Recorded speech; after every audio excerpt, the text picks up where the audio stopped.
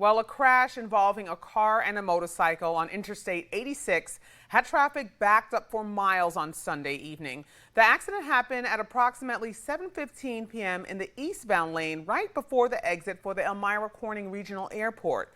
Now, fire and emergency crews were on the scene and took one person that was injured away in an ambulance. This is a developing story, and we are working to learn more information about this incident. Stick with us on air and online at WENY.com for the very latest.